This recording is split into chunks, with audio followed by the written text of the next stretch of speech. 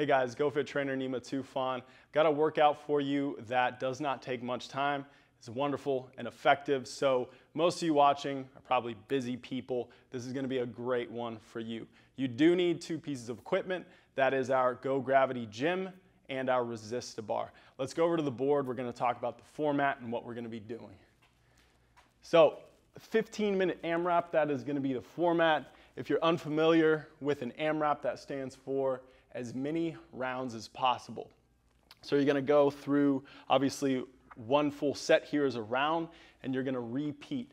Now, as far as rest goes, if you can avoid resting, do it, but not at the expense of the quality of the movement.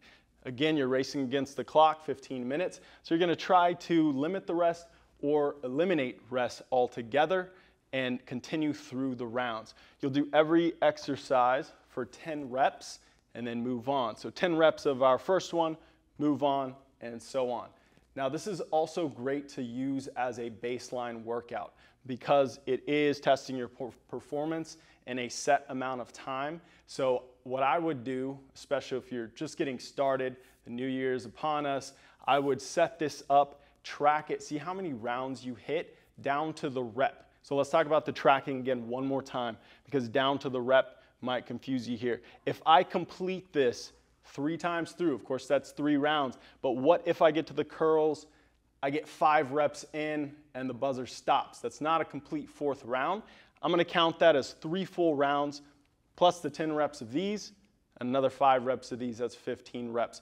So that's gonna count as 3 rounds, 15 reps.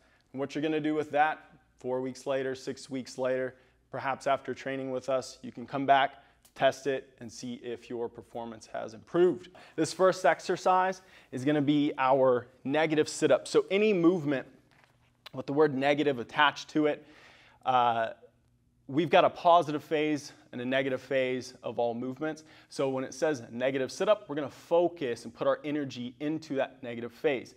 In the case of the sit-up, that is gonna be the portion of the movement where we're going downwards, okay? So what I want you to aim for is a 3 to 4 second descent coming down from that sit-up and then coming back up. Now, how is this gonna play into it? It's gonna be there for your support. You may not need or want much support on the way down. You're gonna control that with your core and then you're gonna pull up. The positive phase, you could bypass that by just pulling up so you can expend all your energy in that negative phase. Now, if you want it to be harder, you have the strength for it, sure, do the positive phase as well. But the point is a nice, slow, controlled descent here. We'll hit our 10 reps, okay? And then we're gonna hop up and move on to our curls. The nice thing about this workout too is it's gonna flow. We're basically gonna keep an underhand grip the whole time. So as I come up into the curls, I'm gonna already start in range of the motion. Then I'm gonna move forward so I can feel that tension increase on my bicep. This is the setup. Then from here, I'm gonna extend my arms out and curl in. I can always, within set, readjust my feet just like I did there to make it lighter or to intensify the motion, okay? Notice my shoulder stayed put here, so that keeps my elbow elevated. I'm just moving at that shoulder joint, bringing this to maybe the bridge of the nose or the forehead. Then we're gonna go into our underhand row, again, keeping our underhand grip. I'm gonna do the same thing. I like to pull it in, then walk forward here, then go through that movement. So put our 10 reps, pulling 2 with our underhand grip, pulling 2 below that chest line, squeezing the shoulder blades together. Keeping that body tall and tight with the chest out. Next up is our skater squat. So I'm gonna start with my right leg. I'm gonna line that up with the connection point. And a skater squat is a single leg squat. It's gonna look like a reverse lunge, but this back foot is not gonna touch. I've got the straps here for support. As much as I need, I'm gonna use. If you can't go this low to touch the knee and back up, no problem. What you need to do is figure out what is an optimal range of motion for you. This might be it. And that's gonna depend on your mobility, your strength. So master the range of motion that your body allows, then you can increase. Let's show you a few more reps here. You might be down at that level, perhaps here. Even if you're here, that's a start. We're getting tension on the muscles when we break the straight position of that joint. So that is awesome.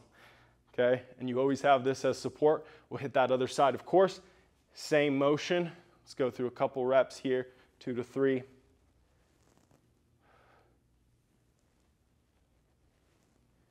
Very nice. Now we're going to finish with our jump squats, just to, you know, finish off those legs. Cool thing about this is I can lean back into these straps and take pressure off of my knees. If you're not jumping, how about a small jump? That's one way to modify it. You can even come up to the toes. So I like to call this a power squat. Power lifters might argue with me on that, but we're gonna come up at the toes, or a good old regular squat is just fine too. So you can modify this to your level of fitness and work at the intensity that works for you. All right, guys, I'm excited for you to try this out. Comment below, tell me how it is. You can get our Resist-A-Bar, our GoGravity gym, or any of our other equipment on GoFit.net, as well as our app to follow along with these workouts. Just $1 to get started. And remember, train, recover, repeat, so you can live life to the fullest. We'll see you later.